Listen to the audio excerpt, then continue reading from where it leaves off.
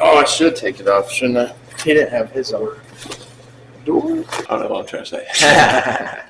TJ's writing style is maturing in leaps and bounds, which fucking awesome. Song? You want to know?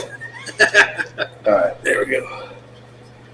The knee kind of came from deep down. I was dealing with a lot of bullshit at the time. Bend the Knee, in my personal opinion, is a huge step forward in maturity of writing music. They left room for little particular pieces. Rewrote 6 Feet and made it more aggressive, more in your face. And Bend the Knee, I felt, was a great compliment to that song. Lyrically, people always say, you don't want to burn your bridges, but the actual old phrase was burn bridges that are worth crossing. It's not just about, being badder or meaner than the next guy. It's about conquering and dominating. Bend the Knees reminds me of like Conquering and like the Game of Thrones and shit like that. House of Dragons. I had just watched all of that too, so I was totally in that groove.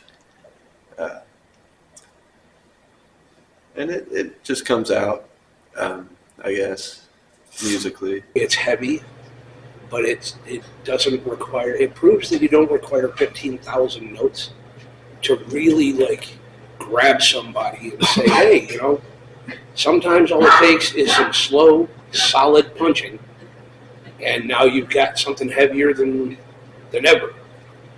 It's a warning. Set it ablaze. It's a nice step forward. I had an idea already of what I wanted it to sound like. Going into the solo, I pretty much just did 3 or 4 takes, and then we chose the best one. It was kind of improv, and that's what I stick with now is what we did for the track. I try and replicate that every time. The band is coming together more and more and more. Thomas is becoming very much part of that interwoven symbiosis.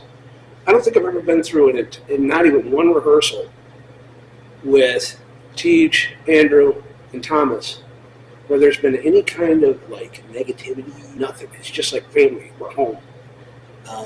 But still have that aggressive side to it. I think,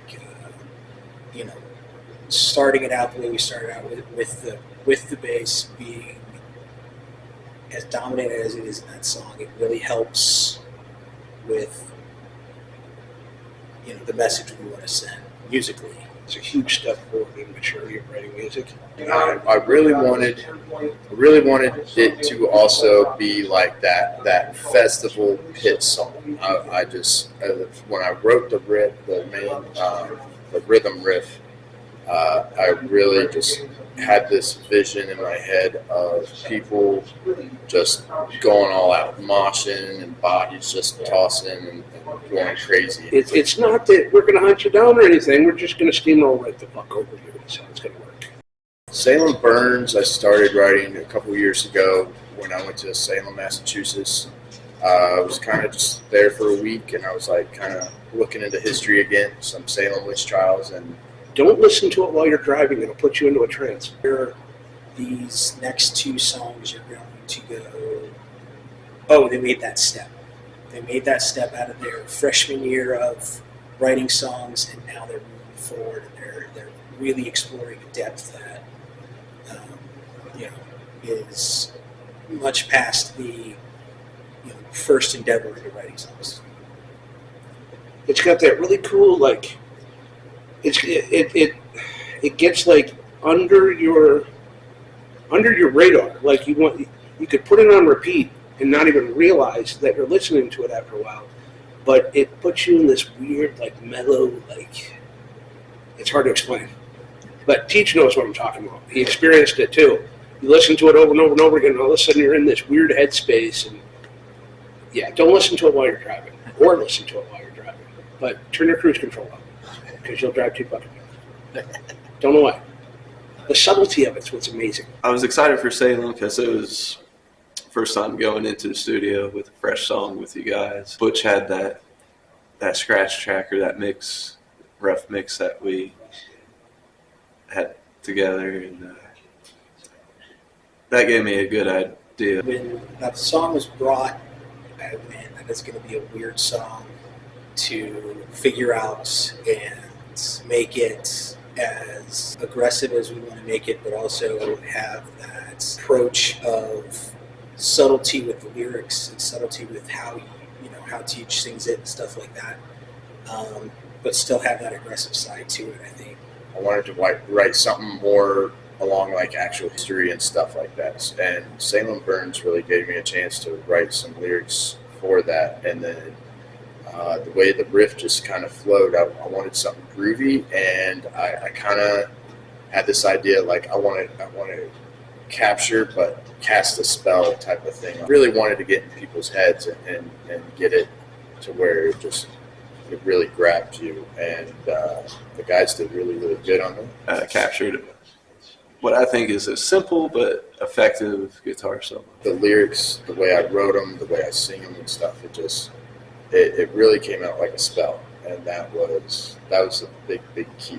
Difference between Bend the Knee and Salem Burns, there's a whole lot of Russian Big Mouth Pie. Really can't wait for this album coming up, because this album coming, it's just it's you come to a point where you're like, all right, I'm not going to touch everything with gloves anymore, and I think that's what this whole album is going to be about, and setting our footmark instead of trying to be like this guy, be like that guy, do this like this band, do like this like that band. It was just, nope, I'm just going to do it my way, kind of how 0 Hours always handled things. It's just, we're just going to do it our way and flow with it and see what happens. And of course, it's one of the few bands I've been in where the bassist was actually appreciated. the two new songs that are going to be, I think they're going to show a side of us that has made that next step forward. So if you listen to our first recordings and our EPs, you go, oh, okay, we feel what they're trying to get at. We understand who they're trying to be and where they're trying to go. When you hear these next two songs, you're going to go, oh, they made that step.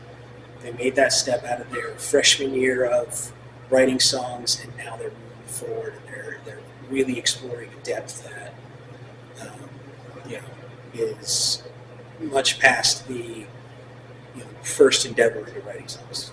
So far with these first two songs, they're solid, good grooves, something you'll definitely will get stuck in your head, and you'll want to listen to it, and I think they're captivating. That's a good way to start an album, is to captivate the audience, and I'm excited. I don't have too good of an idea of what's going to be on it exactly, but I know it's going to be good. Pretty excited. Yeah, I'm happy to be here. It's hard to describe what happens live, honestly. I don't really remember anything on stage, to be honest. Totally. Every time's different, I feel like, but I'm in the zone each time, and it's almost like the crowd's not even there, but I definitely know they're there. For some reason, it's hard for my eyes to focus on the crowd while I'm playing live, but I can sense that they're there. All the bright lights. Yeah, probably why.